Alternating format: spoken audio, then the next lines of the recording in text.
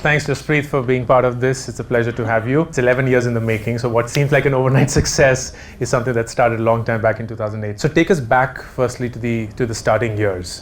When you started up, and you of course had a background in this and you'd come from Veritas and so on, was there conclusive conviction in your head that this is what I want to build and this is why the world will react to it, make it into a successful product, or was this a journey of discovery that we'll see where it goes? So thank you first of all. Druva journey is more the latter than the former.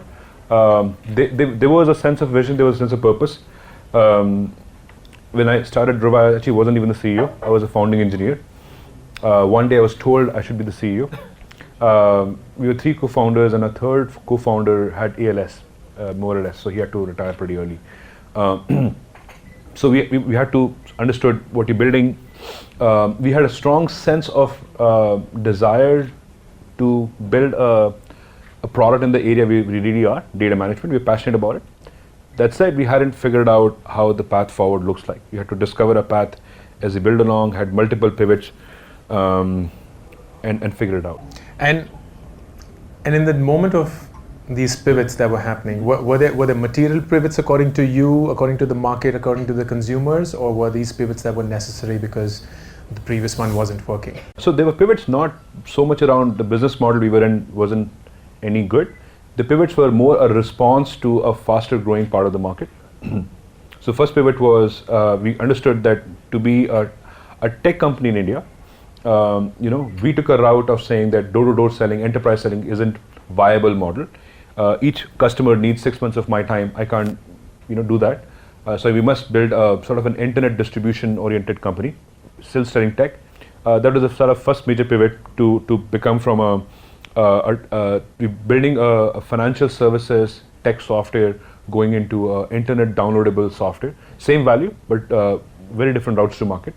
Second pivot was sort of a personal pivot to think about, how do I build a thing global. We were actually fortunate in a way to not break into the India market. I think India market at that time at least still had somewhat a mindset, good or bad, about services. Right? That अरे आप आ गए हो तो मेरा fix भी कर जाके बिठो. We were fortunate to not break into the India market. We did not succeed here, which means we completely got traction from the global market. So second pivot was a personal pivot to sort of go to a completely different country I've never been to understand how to build team, how to meet investors, how to understand there were subtleties of differences. My point being, from subtle differences to life differences to building an org to building a company, there were differences which you had to cope with. That was the second major pivot, and there was no norm of how do you build a company, how do you run your finances, how do you get funded, how the structure works, how would the communication between engineering and product works, how will the sales team talk to engineering team, and there were no norms there. So we had to reinvent all those norms as we build a sort of a cross-border company, right? The third major pivot was more around, we had a good business, but we saw cloud in a massively major disruptor. We believe there are like 3 or 4 massive disruptors in the industry. The first one being software, right? Second one being internet, third one being cloud, and fourth one being potentially AI, right? Or maybe we'll see how it shapes up. If we talk to the CEO of Domino's, he will say he's a software company because it's not about making pizza; it's about delivering, in matter of time. If we talk to the CEO of United, he would say they're not a airline company; they're an internet company. It's not. They only make 69 cents of profit for a flight ticket between San Fran to New York. So it's all about optimizing the routes and code sharing, right? So in this mindset, cloud is a massively big pivot, and we are, in our minds, year 7 of a 30-year pivot, right? So how do we thought we had to redo the entire company to think about a SaaS and a cloud company, and almost let go customers. So we let go a lot of revenue in customers and restarted the company all over again 2013. Let's go to the third pivot, which was the big transformation you saw visibly happening, cloud. And you mentioned that the company had to change. I'm assuming the internal architecture had to change. You had to say no to a lot of customers coming in. Was that a hard time, or was there like this irrational conviction that we can see it happening, so now whatever we do towards it is the right thing to do, and there's no love lost? Yeah, the aha moment there was more on the lines of cloud is not a technology. It is not. It is not a technology shift. It's a business shift, right? software-defined data center was technology shift, right? Or OpenStack was, or any of those technologies were. Cloud is simply, a mindset that I must sell you as a customer a service you want at a single price point you want anywhere in the globe without you trying to understand how it came to fruition. Yeah. That's it, awesome. Right? I'm not sure what the equivalent of that would be in. So when that came to our mind, that it's a business transformation, not a technology transformation, the light bulbs came off that, hey, oh my God, so cloud is a way that people will forget how they manage data. They will only focus on how they drive value, right? It's a massive shift in business thinking, and you could clearly see the competition getting stuck in private cloud, public cloud, hybrid cloud, multi-cloud, but not really adding value to customer to build a radically simple approach to solving business problem. Second thing came to us is that I'm not sure the right equivalent word in India is the whole store in the US called Home Depot. Yep. You buy, and whenever a wife wants something fixed, she sends it to Home Depot.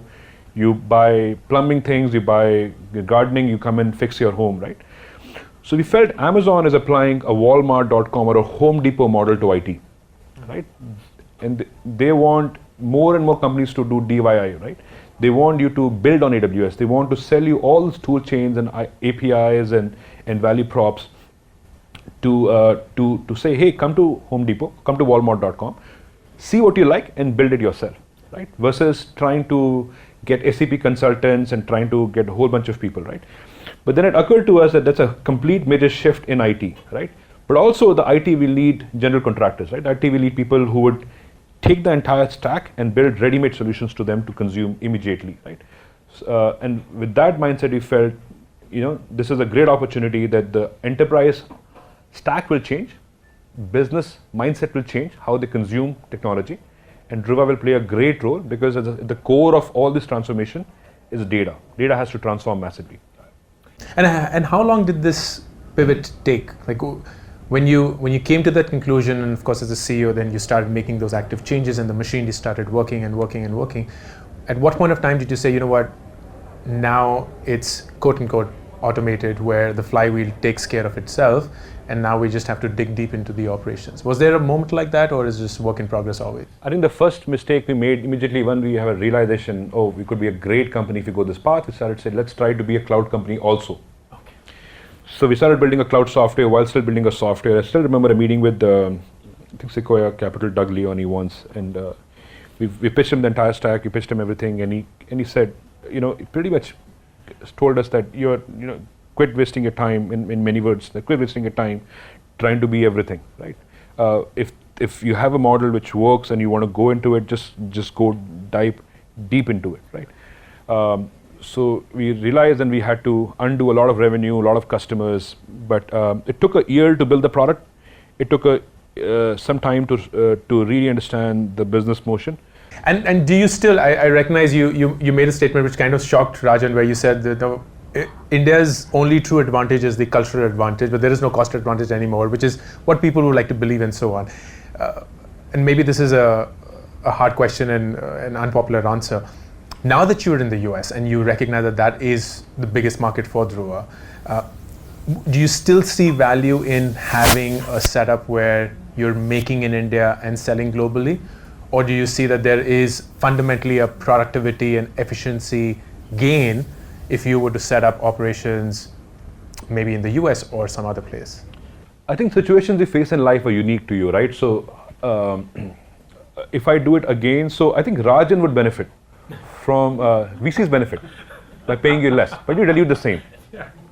You dilute the same. So for an entrepreneur, it doesn't make sense, right? It doesn't matter. You can always raise $1 million more and hire 5 more engineers or right? But the benefit of a sales machine next to an engineering machine is impossible to break. Yeah, it is. I think the situations you face and you have to resolve through them. But an engineering team sitting next to a sales team is magic. Fantastic. Let's shift gears to the future. You're clearly on path of a successful IPO, and inshallah that'll happen sooner than you expect. Is that getting you to now think of the company in a very different way? So, no, public listed company has a lot more to it, then so predictability and efficiency is core, but then there are multiple governance and compliance and stuff like that, right? All Druva should focus on, or all I should focus on, is the discipline to be ready, right? Whether we go public, when do we go public? You know, if Donald Trump signs a deal with China, it could happen. If not, everybody's waiting for next couple of years, right? So the market timing you can never trust. There's also a situation in life where never ever in the past pension funds and hedge funds have put money in private companies, right? Forget the venture community, but a lot of very traditional, almost bond-like, people who expected a bond-like return are putting money in venture, right? Late venture or pre-IPO companies. So these two are creating an interesting dynamics. All Druva should focus on is the discipline to be ready, to be able to choose an outcome depending on how the market behaves. If you're not ready, then it's upon us. So that's my focus, to be disciplined and to be ready for the right outcome. And towards preparing for an IPO, there is, of course, a lot of work that needs to be done. Is there also a critical decision around whether one should IPO or not, which is led by the fact that there is enough private placement that's happening, and maybe the primary investment is happening pre-IPO and the IPO is only for secondary? So one, the decision of whether a company needs to go IPO or not, when does that happen, and when did it happen for Druva, if at all it has? And second is, when you do go through this journey, are there checks and balances that you keep in place to say that, are you still ready or not? Are you still ready or not? It's a good question. First of all, you have to understand how the market is timing, right? The political setup, and also these multiple factors come into picture. Awesome, great. On that note, thank you so much, Jaspreet. All the best for Druva and the journey ahead. It's been a pleasure. Thank you. With this, we come to an end of yet another episode, Building It Up with Bertelsmann. This season, we've also created the video output of all our podcasts, which you can now check and access on Facebook. But we're also live on iTunes, on Spotify, on Saavn, on SoundCloud. So please subscribe, join in, and stay tuned for the next episode of Building It Up with Bertelsmann. This is Ankur Variku, your host, signing off. See you all.